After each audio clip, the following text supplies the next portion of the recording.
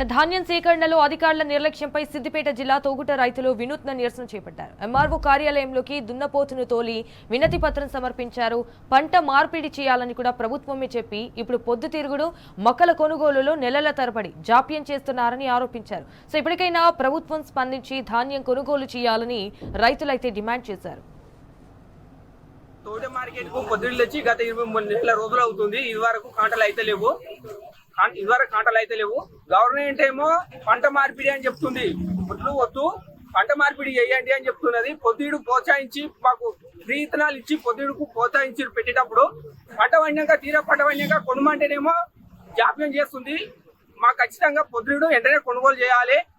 పొద్దుడు కొనడానికి ఏం నష్టం అవుతుంది? ఒక మంచి నూనె ప్యాకెట్ కొనాలంటే బయట 300 వస్తుంది.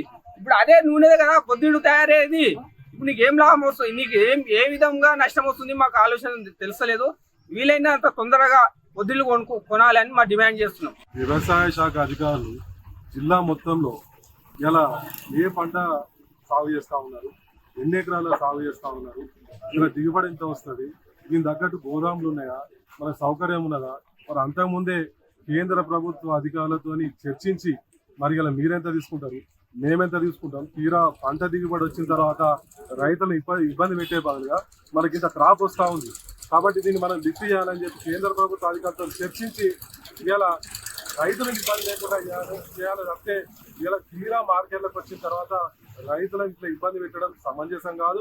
ఇలా రైతులను పూర్తిగా రోడ్డు మీద తీసుకొచ్చి ఇబ్బంది పెడతా ఉన్నారు.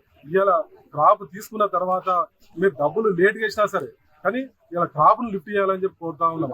ఖచ్చితంగా మీరు ఒకటే స్పష్టంగా చెప్పండి, మీరు తీసుకుంటారా తీసుకోరా, తీసుకుంటే తీసుకుంటామని చెప్పండి.